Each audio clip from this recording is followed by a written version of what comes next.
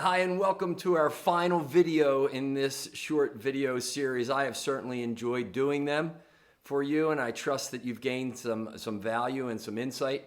It's been cool throughout these that I've heard from a couple of you via email and through my website that you like it and you're gaining some value there. So I really appreciate that. Now you look and you say, okay, I got my vision and maybe it's finished. I don't know. How is it? How is your vision? Does it need more work? Do you feel good with it right now?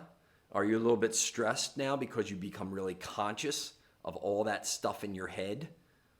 How many of you have written that down now and you have that sense of, I got to do this self-accountability? Always happens when I lead a workshop on this.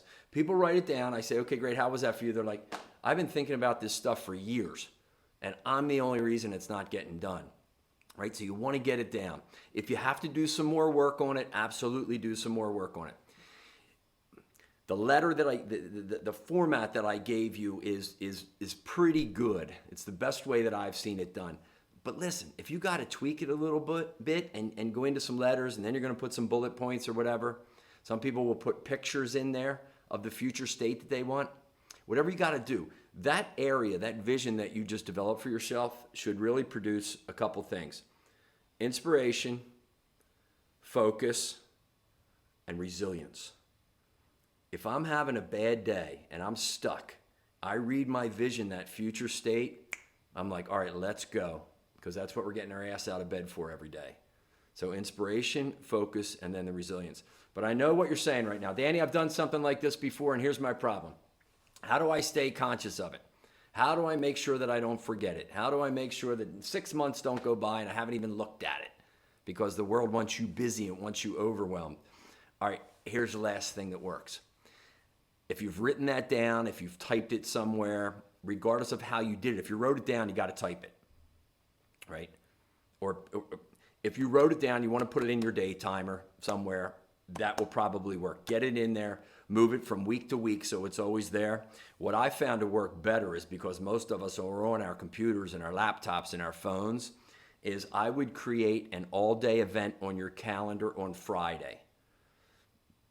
All-day event, right? A new appointment. So go into your calendar, create the appointment, put it on for Friday, title it Vision for the year or whatever you want to do, but it's Vision. And then underneath there in that appointment, in the notes section, that's where your vision lives.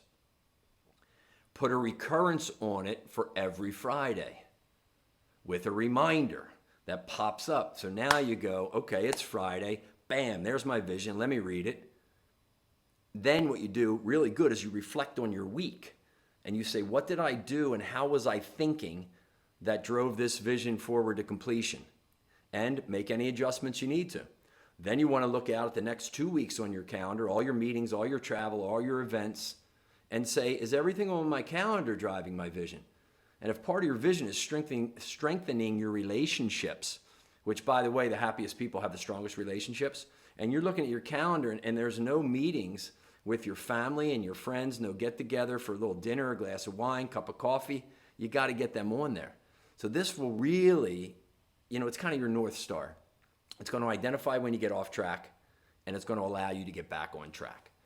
So get that into your calendar, schedule it for a year, schedule it for every Friday, and look at it.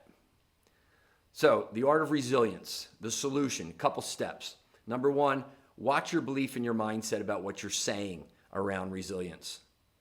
Number two, imagine what the future state is. Number three, get that future state written down in that letter, in past tense, in detail. Number four, put it somewhere you're going to look at it at least once a week. That's it. I had a couple people. One guy said he records it on his voice recorder and listens to it from time to time. Brilliant. So listen, I have enjoyed this. I wish you all the best. And here's the thing. This is just, I have a principle called Jackrabbit, 5 principles that I write about that bring us much more happiness, much more fulfillment, all based on science and research. And the people that begin to practice them, thankfully, say, you know what, Danny, this is good stuff. And I go, great, I'm humbled. I'm glad that I can support you on this. So if you're thinking about doing some work on yourself, some more work, which I think we all have to do, I do it all the time. I've got all kinds of support networks and courses that I take. always trying to learn, always trying to grow stronger. If that's something that you're up to, and I trust that it is, we've got a great online course you can get more information on if you click below. It's called Back to Life. And as I talked to you before, I came back literally, but you and I both, every day we wake up, we come back to life. So if you need some support on that journey, where I'm going to hold you accountable to some things, then go ahead and take a look at that course right there. Wish you all the best.